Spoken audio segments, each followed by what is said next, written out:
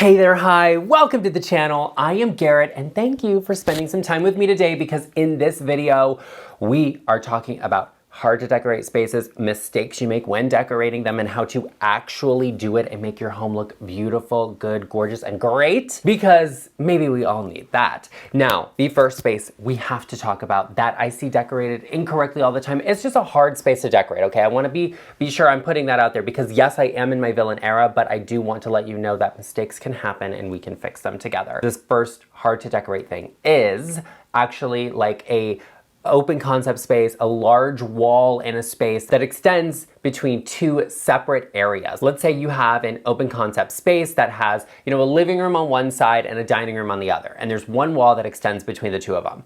What do you do with it? How do you create definitive spaces? How do you say that is the living room, this is the dining room, without basically putting up a wall in the middle of them? Which, adding walls right now is a big trend to open concept houses.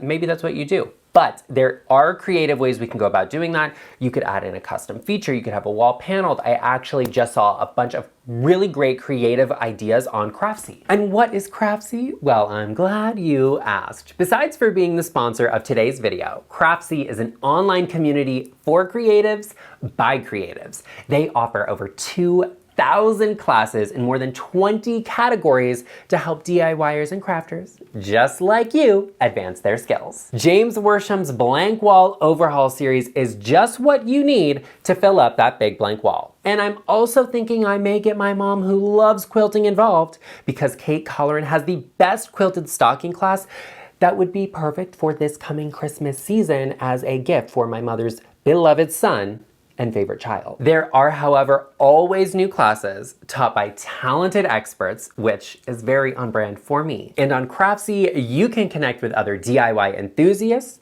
or even join in on a live stream. Listen, there is a class or two or 10 for everyone, whether you love quilting, drawing, cake decorating, or are just looking to find a new passion, then Craftsy is the place for you to experience the joy of creating something truly one of a kind with your own two hands. And the first 1,000 of you to click the link in the description will get a full year of premium membership to Craftsy for only $1.49. And that is what I would call a good deal. So be sure you head to the description box down below and use my link to become a member of Craftsy.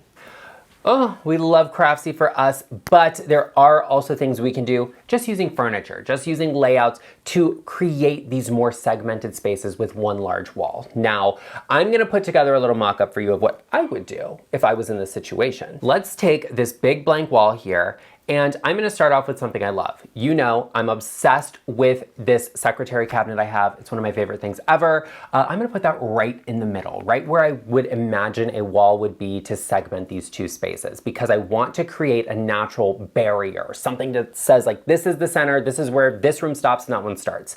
Okay, we've got this in place, I love it. He's gonna be about the same height as a door frame or a window frame or something like that, maybe even where you would hang drapery off of a window. Cool. That way we're creating almost an architectural-like feature. For the dining room, I love a console table, a credenza, a buffet. This is mine. I'm using it in this space, okay? We're decorating with my things because they're obviously gorgeous. I'm gonna put that right there. And, I might have chairs on either side of it. Maybe if I use a smaller piece, I'd put chairs on either side because that's just something I love also. And it's also helping to break up one space from another. The artwork, like I said, it's gonna be about where we hang it. I want it slightly lower than the top of that secretary cabinet. And maybe we need to up the ante with the scale, so we add sconces either side. It's great, it's fabulous, it's beautiful. If you don't want sconces, just get some taller lamps, okay? I see lamps that are so oversized in most spaces, they belong on a buffet in a dining room. This is the place for them. We'll do some great lamps, okay? And some of these accessory and decor pieces are gonna be from Amazon. They'll be linked in the description box down below. On the living room end of things, what do we do? Well, it depends. If we're putting a sofa with its back to this wall, I'm gonna have the sofa against a wall and a large piece of artwork hung above it, and I think that's fabulous. Maybe a cantilever floor lamp just to add a little bit of lighting and create a little bit of asymmetry.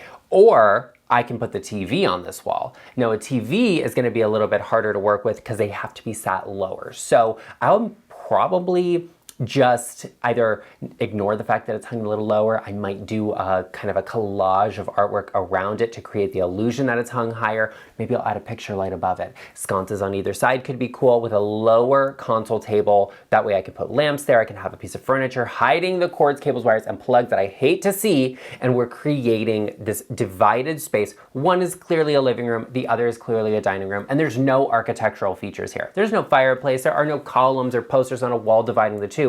That's how you take a big blank wall and make it work for you in your home. Now, if you have a hard to decorate or difficult space in your home, whether it's a furniture layout, you can't decide how to use a room, or what to hang on the wall, I'm at your service. You can always book a one-on-one consultation with me using the link in the description box down below, or going to intro.co/GarrettLeChic. Now, the next thing that is hard or difficult to decorate with that I see mistakes made with all of the time, and it drives me crazy because the potential is there, is actually wallpaper.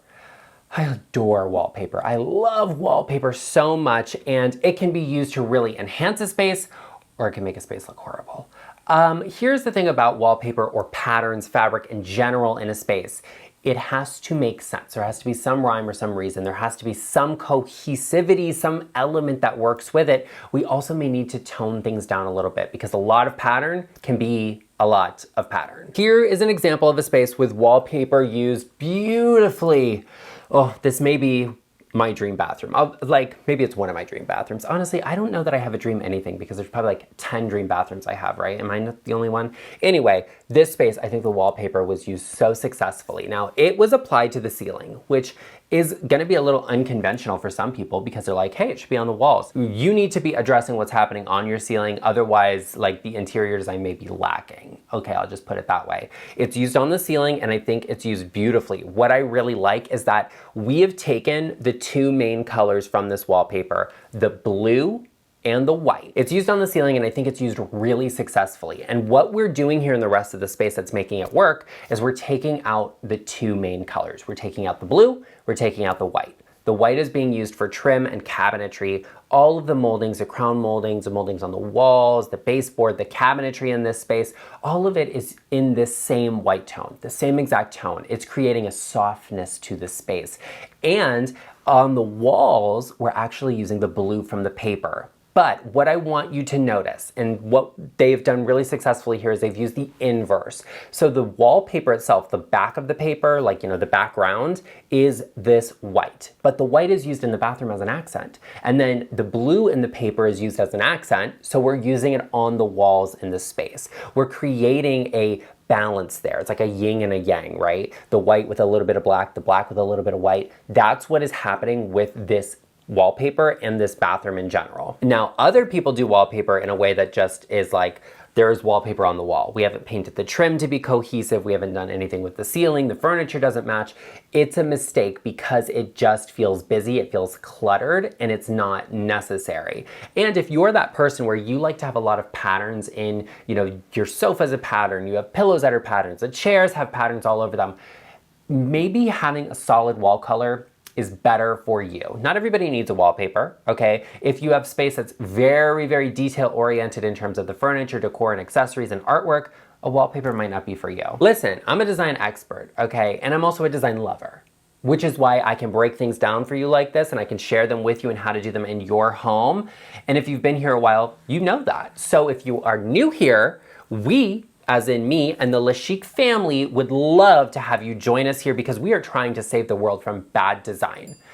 And it's going well so far, but we could use a little bit of help. So be sure you hit that subscribe button, join us, become a part of the LeChic family. Let's save the world together.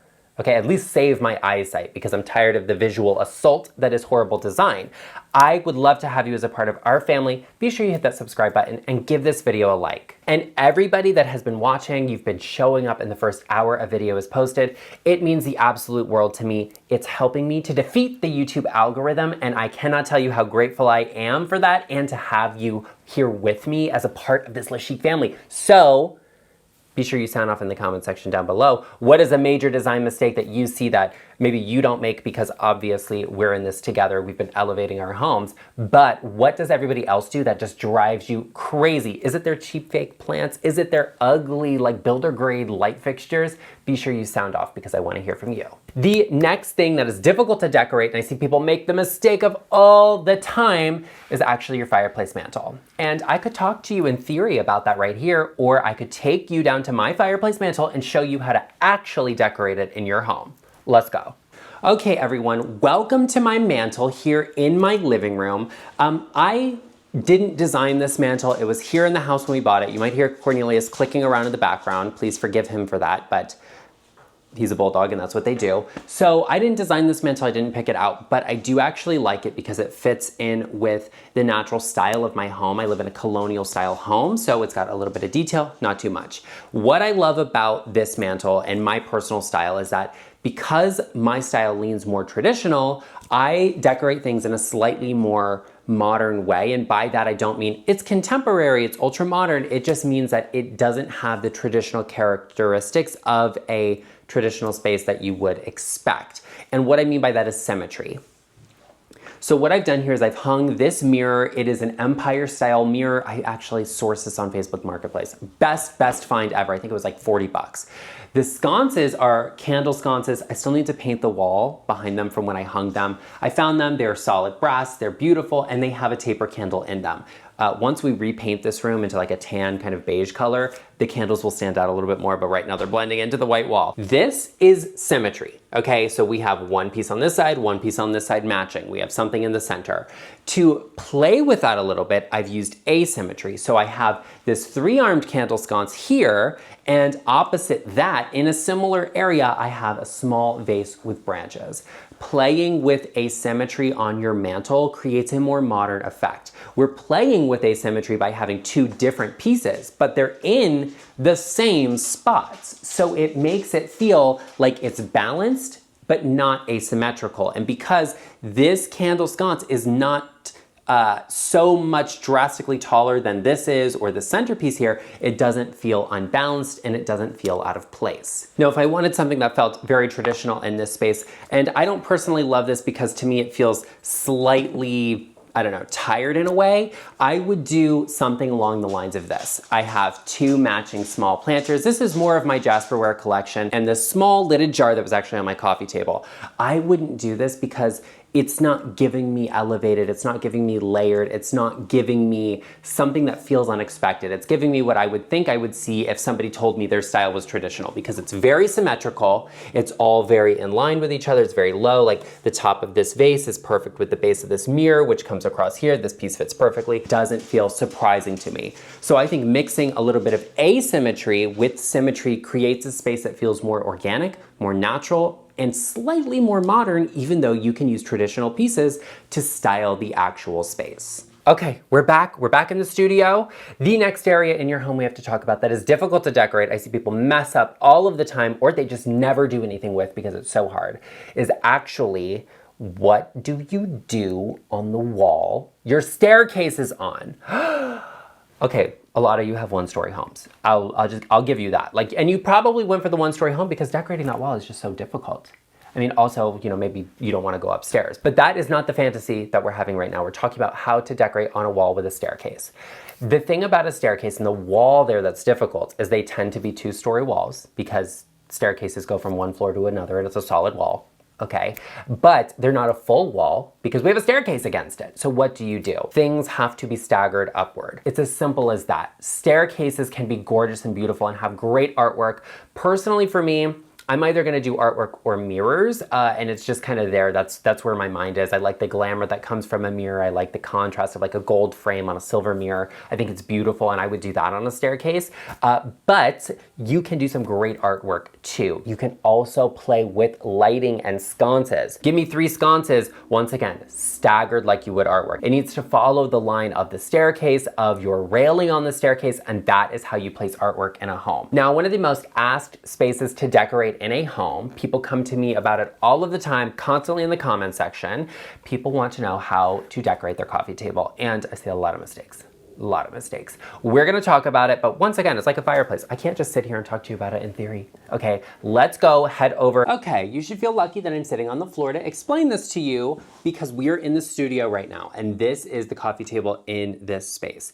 It's a green marble coffee table that I absolutely love, a vintage piece, and it's the perfect scale for in here. But it's not big. It's a somewhat smaller table. It's about 30 inches, which is a good size, very apartment sized. Because it's smaller, I started with an open coffee table book. This is one of my favorites. It's about the embassies in Paris. It's a beautiful, beautiful book that is linked to my Amazon storefront, along with a lot of the decor accessories and also sweaters that I wear in my videos. Personally, on a round table, I like to see an odd number of objects. And that's not necessarily a rule, that just makes sense in my head. So I have 3 things here.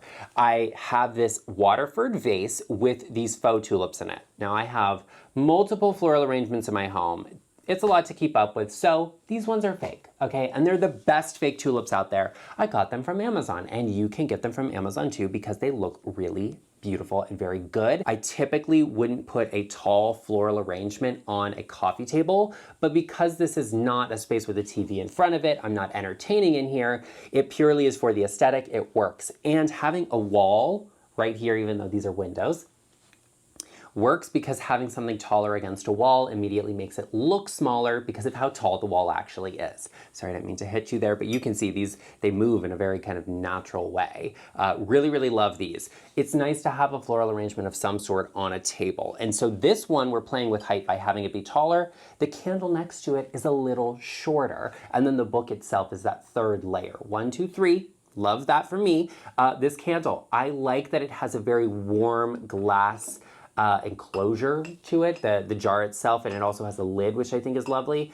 This is a new candle that I haven't started burning yet, but it smells wonderful. I don't know if I can link this for you. I will check it out and see. Be sure you head to the description box to look for it. You don't want to have too many pieces. You don't want it to be cluttered and have unnecessary junk and stuff on it. Oh, I can't tell you how stunning this coffee table in the studio looks. Oh.